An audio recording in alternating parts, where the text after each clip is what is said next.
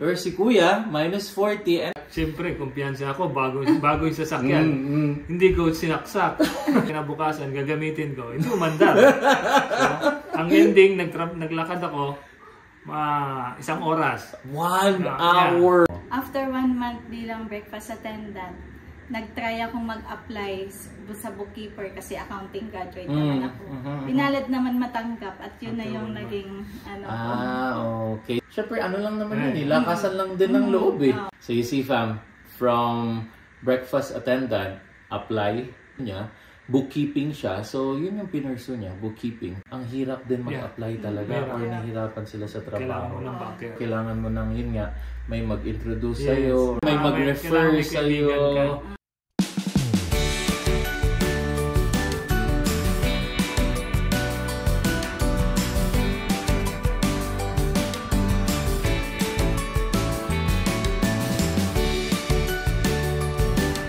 Hello fam! So ayan, hindi pa rin natatapos ang K-pop Demon Hunter fever dito sa bahay.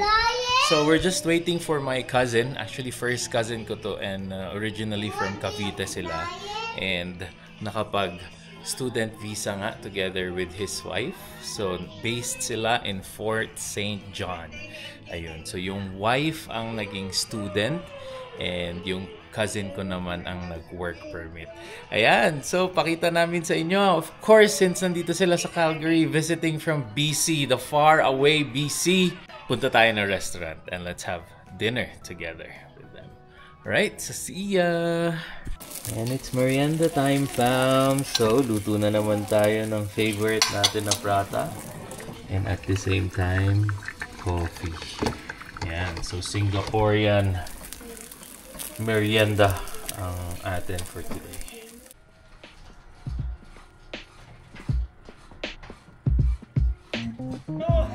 Welcome to Calgary!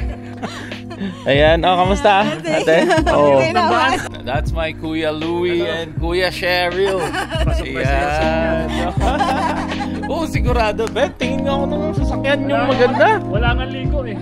Ganda, oh. Walang ligo. Yan, ma-interview nga to fam, saglit na. Mai-interviewin natin to sila. At ang dami na rin basag. Isang ano to, success story din. Kahit na. Sure na eh, sure na tong mga to. Doon, sa saan nga kayo, kuya? Saan nga kayo? Fort St. John. Ayan. Siya sasagot. Yeah. Oh, si Ate Cheryl. Okay. Tapos ang ano nyo, ang school ay Northern Lights College. Northern Lights College. Ayan. Okay, so see you later, fam. Magdi-dinner lang kami. Here go, fam. So dinner time. And of course, saan pa ba pupunta kung hindi sa Kinjo, our to-go restaurant dito. And napakalapit lang din kasi dito, fam. So parang ano lang, wala pang 10 minutes yung drive. Okay, so going in. There you go, fam. So we're in Kinjo. Nandun na si Kuya Davon agad eh, sa mga toys. Hello, fam. Grabe, blockbuster yung tao dito sa Kinjo. Understandable naman kasi holiday and magpapasukan na bukas. So for sure the families are treating the kids to dinner bago pumasok ulit sa school. Yeah.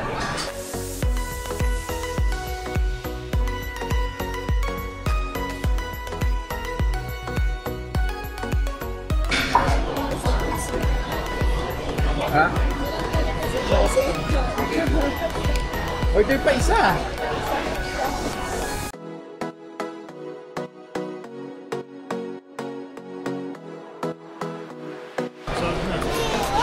Yan, nataubuan. Sarap. Ang nilungag. Ayan, let's go, kids. Ayan, welcome everyone. So nandito ako kasama ang mga pinsan ko na si Kuya Louie and ang wife niya na si Ate Cheryl.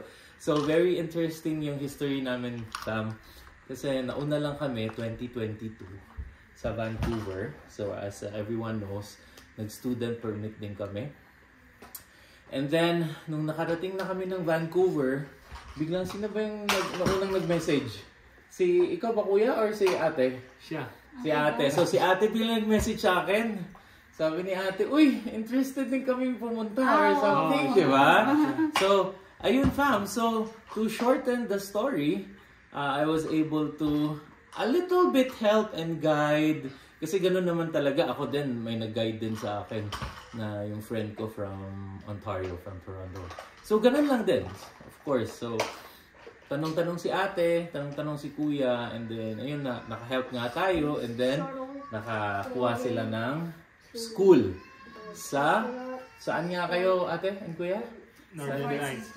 Fort St. John. And then, ang school ni ate ay sa? Northern Lights College. Northern Lights College. With a degree or course of? Post-degree diploma in business management. Yan, business management.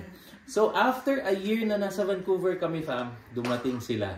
So, 2023. Yeah. Correct? Yes. So, kami yung parang pinasyal din namin sila, sinundo, parang a few days, pasyal, tapos before sila, kasi liliparin mo yun eh, from Vancouver to Fort St. John, kasi nasa pinakahalos taas talaga siya ng BC. Ayan. Di ba? Tama, di ba? Yeah. So, kanina tingnan namin ni Kuya Louie, mga around 14 to 15 hour drive siya from Vancouver. Ayan. So, kamusta ang ating buhay Canada so far? So far, okay naman. At naano naman namin na maganda yung decision namin na itry yung Canada journey dito. So, bakit kayo nag-study dito sa Canada?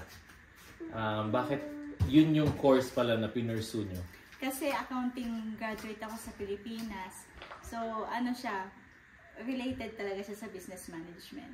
Kaya yun din ang kinuha ko. Yeah, and then very good pa mamaya. Tatanungin ko kung ano yung work ni ate dito. Yan.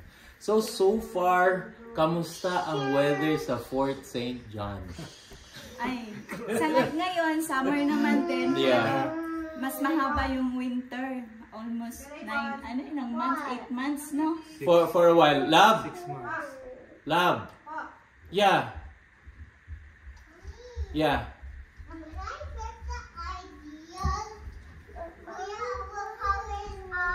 Okay. So again, kamusta naman ang weather sa Fort St. John? Sa ngayon, okay naman siya. Summer pa. Pero, Pagdating ng winter.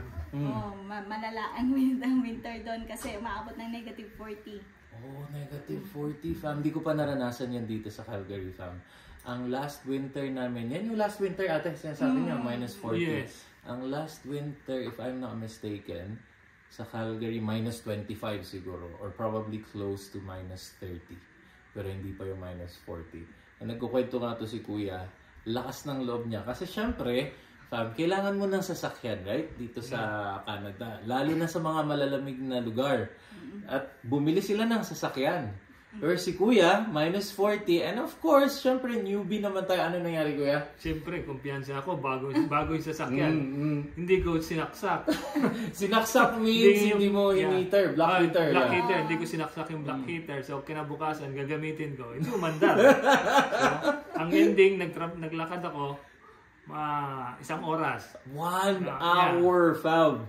From bahay yun. Bahay to work. So, ang next ko agad nga na tanong sa kay Kuya, meron ka bang establishments na in case talagang sobrang lamig na, may mapupuntahan ka bang establishment na may heater? Meron naman daw. So, medyo safe naman pala dun maglakad. So, walang problema. Pero, yeah, minus 40. Grabe, hindi ko pa naranasan yung minus 40 talaga. So, ayun yung pinagkaiba ng kahit na nasa British Columbia yung Fort St. John, pero dahil nasa taas na siya, malamig na talaga. So, ibig sabihin, Vancouver lang talagang more or less. No? Grabe talaga taga Vancouver, ha? Swerte nyo sa weather, ha?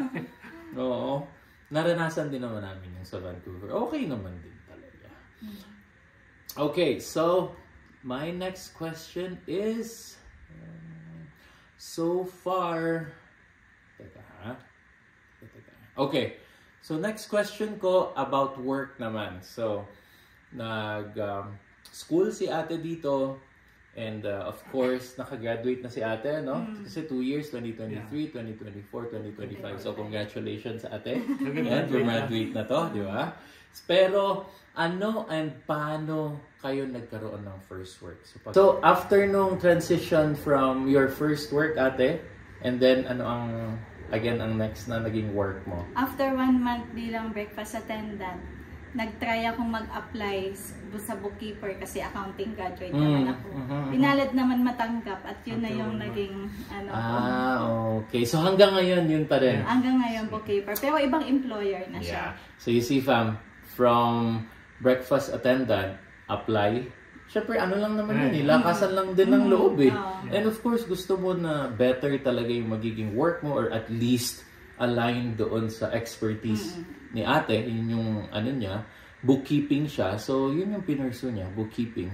And yun, luckily meron, no? Kasi ang dami kasing story din dito talaga sa Canada na ang hirap din mag-apply talaga or nahihirapan sila sa trabaho. Kailangan mo ng banker. Or kailangan mo ng dating sa linya talaga. Or kailangan mo ng yun nga, may mag-introduce sa'yo or may ano ba may mag-refer sa'yo, may kaibigan ka. So buti na lang din si Kuya, friendly din to. So from the hotel, ano ang naging work mo ngayon, Kuya? Ngayon nasa nasa Coca-Cola. Yan. So nasa Coca-Cola naman si Kuya Louie. Yan. So what do you do with that Coca-Cola? Yeah, nagme-merchandise ako ng mga product ng Coca-Cola. Maganda doon kasi hawak ko yung oras ko. Yeah. Okay. Anytime pwede akong Yeah, so merchandise, ibig sabihin for me is yung mga iba't ibang locations ng Coca-Cola doon sa mga supermarkets. Tapos ikaw siguro yung nagmo-monitor doon, no? Na to ensure na to ensure na may mga stocks. So, fam, another question ako kay ate is with regards to the unemployment rate sa Fort St. John. Kasi alam naman natin, isa ito sa criteria na pinagbabasehan ng IRCC whether pwede maglamiya or nahihirapan ba yung mga employees na makahanap ng trabaho. So, ate, marirecommend mo ba ang Fort St. John, British Columbia with regards to, apart from, of course, studying there, yung another factor kasi is, pagdating mo ba dun sa lugar, may malaki bang chance na magkatrabaho ka dahil dun sa unemployment rate? So ano ang tingin mo ate ang situation sa Fort St. John? Dun sa Fort St. John, maraming trabaho dun. Katulad sa akin, kakarating ko lang ng April 23, by May 23, by May 23 na 2 weeks. Grabe, 2 weeks lang. 2 weeks lang, meron agad kaming work. Galing! Si Kuya din, ganun din, no? 2 weeks din. So, ang availability ng trabaho nandun. Madami. Isang question ko fam kanina is, nafe-feel nyo ba na parang walang tao dun masyado? Or okay lang, tama lang? Sakto lang siya. O yun. So, ayun fam. So, I think yun yung isang reason eh. Parang sakto lang. Kasi yung iba kasi, parang overcrowded. And ayun nga, may kwento nga si Kuya Luden na may friend ka or may kakilala ka na from other province. Yeah. Lumipat doon sa amin. Lumipat sa Fort St. John. Kasi nga, yun nga. Katulad dun sa kapitbahay namin na graduate siya ng Alberta pero nakahanap siya ng mas magandang offer sa Fort St. John. Kaya nga ayun, na-PR na siya. Wow! So ngayon ko lang yung narinig fam. Ngayon lang ako nakarinig ng story kasi usually Ontarians and British Columbians, sila yung lumilipat going to Alberta or going to Saskatchewan or Manitoba. Kasi more or less yun yung parang may open pa na opportunity for permanent residency. Ito naman ang neighbors ni na ate daw. From Alberta naman, lumipat ng BC. Although, syempre, ang Fort St. John ay nasa taas, rural community siya. But then, again fam, kung saan tayo makakakuha ng PR, dun tayo pupunta. Right? Yeah. So, very good knowledge yung na-share nila kasi yung viability nung pagka-student and yung viability din nung employment rate or employment mo na magiging. So, again, na-share namin yung mga work nila. I think very, very stable yung work nila. So, I think ma-recommend nga natin ang Fort St. John. Right? Yeah? Oh, yun. So, mukha namang very happy si na ate and si kuya doon. Ayan. So, let's go to another question. Okay, fam. So, after, alam na natin yung mga work ni na kuya and ate. The next is, ano ngayon ang PR pathway na tinitingnan nyo with regards to BC and Fort St. John, ate? Sa ngayon kasi, yung Fort St. John, kasama siya sa Pisliard Community. So, yung RCIP. Ano yung RCIP? Rural Community rural. Immigration Program. Okay, Rural Community Immigration Program. I see. RCIP. Okay. At yung bookkeeper, nasa listahan yun ng mga, ng mga no code para sa community. Right. So, more or less, yun yung magiging pathway nyo. Bukod pa doon, consider ko din yung CEC, yung Canadian Experience. Oh yeah, that's right. Meron nga din yun.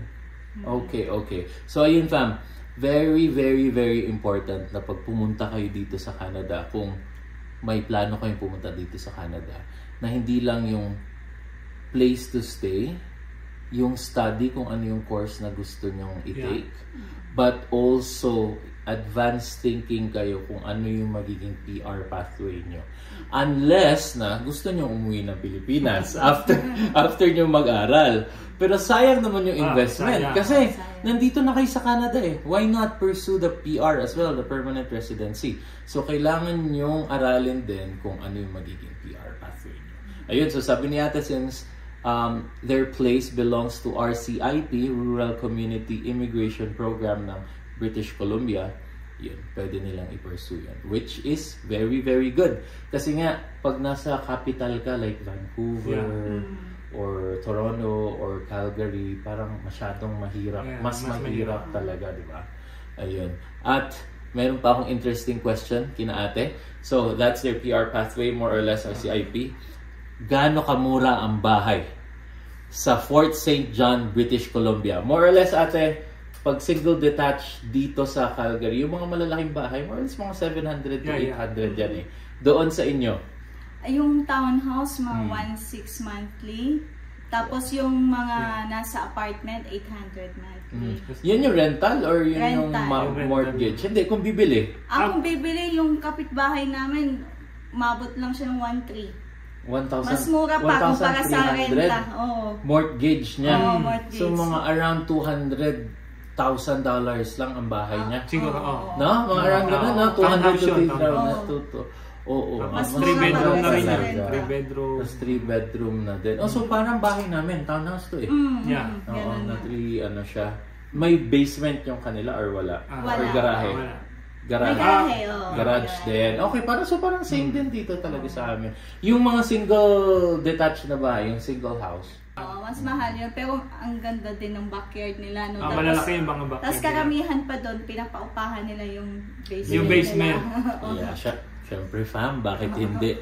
Kung mapagkakakitaan, di ba? Ano din yan eh, mura mortgage. yung ng pag pinarentahan, mga nasa 600 to 700. Yeah, mortgage.